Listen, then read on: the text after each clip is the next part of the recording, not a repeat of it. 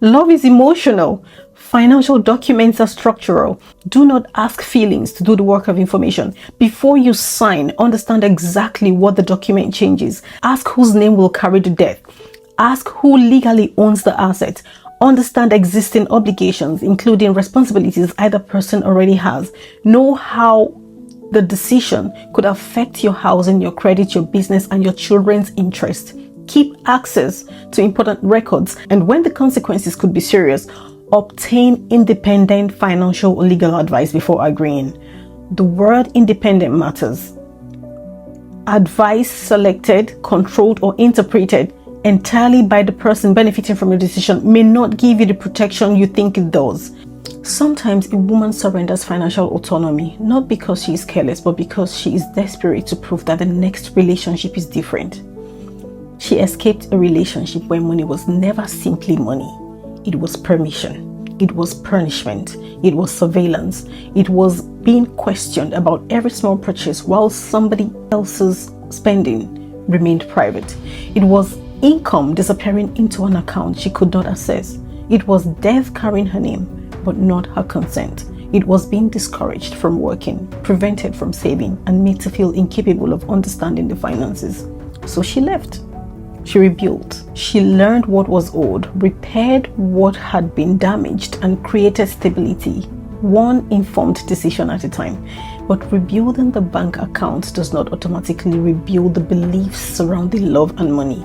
She may still carry the belief that asking financial questions cause conflict, that protecting herself makes her selfish, that separate access means emotional distance, that a good woman proves commitment by placing everything in the relationship and keeping nothing that could help her stand outside it. Then a new relationship begins. And because she does not want to punish this person for what the last person did, she may overcorrect. She does not merely want to trust.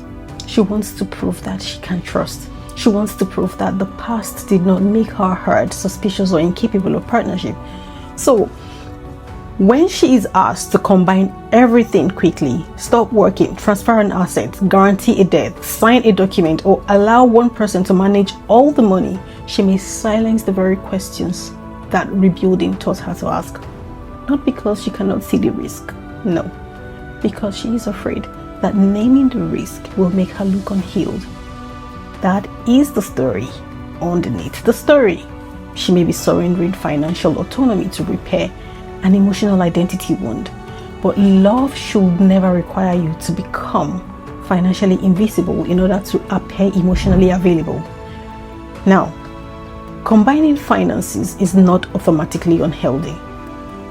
Many couples combine money freely, transparently, and successfully. The structure alone does not tell you whether the relationship is healthy. The deeper questions are these. Was the decision informed? Was it voluntary? Is access mutual? Is information shared?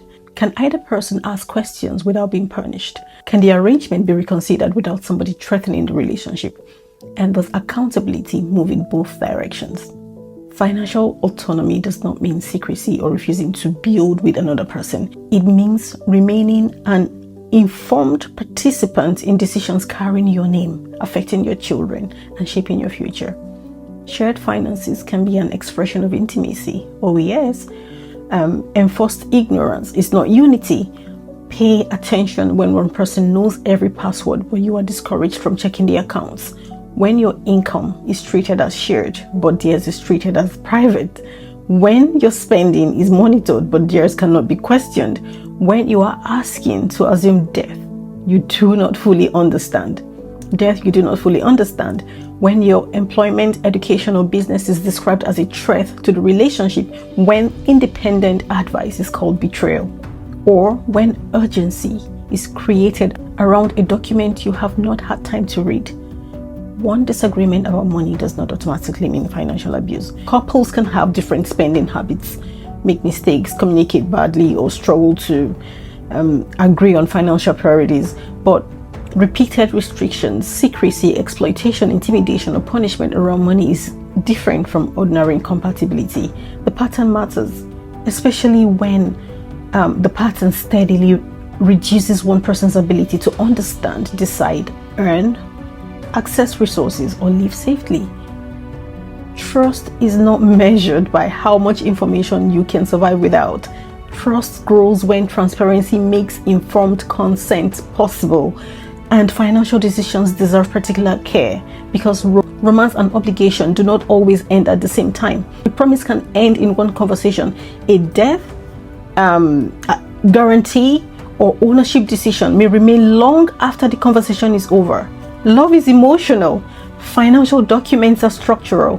Do not ask feelings to do the work of information. Before you sign, understand exactly what the document changes. Ask whose name will carry the debt. Ask who legally owns the asset. Understand existing obligations, including responsibilities either person already has. Know how the decision could affect your housing, your credit, your business, and your children's interest. Keep access to important records, and when the consequences could be serious, obtain independent financial or legal advice before agreeing. The word independent matters. Advice selected, controlled, or interpreted entirely by the person benefiting from your decision may not give you the protection you think it does. Then observe the response to your care. Does this person welcome your understanding or merely your agreement? Can they wait while you seek advice? Can they disclose their debt as openly as they expect access to your assets? Can they discuss safeguards without accusing you of planning the relationship's failure? Can they respect that protecting your children is not competition with loving them?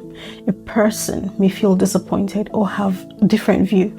That alone is not control. Someone seeking healthy partnership will not need you financially disoriented in order to feel emotionally secure.